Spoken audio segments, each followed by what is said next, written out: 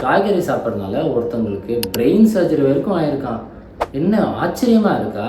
ஆஸ்திரேலியாவில் ஒரு 64-year-old விமனுக்கு மூளையிலிருந்து 8 சென்டிமீட்டருக்கு ஒரு லைவான வேர்ம் எடுத்திருக்காங்க.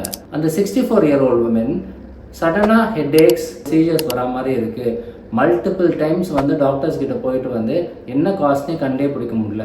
ஒரு எம்ஆர்ஐ எடுத்து பார்த்ததில் பிரெயினில் ஏதோ வேர்ம் மாதிரி ஏதோ இருக்கிறதா கண்டுபிடிச்சிருக்காங்க. ஸோ இமீடியட்டாக சர்ஜரி பெர்ஃபார்ம் பண்ணதில் அந்த பிரெயின்லேருந்து ஒரு 8 சென்டிமீட்டர் லைவான வேர்ம் எடுத்திருக்காங்க.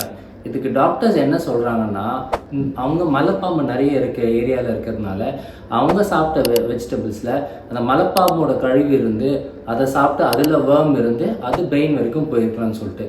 இது உண்மையாக அந்த மாதிரி நடக்குமா? நியூரோசிஸ்டிசர்கோசிஸ்ன்னு சொல்லுவோம். யூஸ்வலாக பன்றிகள் வயிற்றுல இந்த டேப்பம் வளரும். அந்த பன்றியோட ஃபீஸஸில் இந்த டேப்பம் இருக்கும். ஒரு வாட்டர்லேயோ இல்லை நம்ம சாப்பிட்ற ஃபுட் ஐட்டம்ஸில் காய்கறியில் ஏதாவது கண்டாமினேஷன் ஆகிருந்தால் அந்த டேப்பமை நம்ம இன்ஜெஸ்ட் பண்ணிடுவோம்.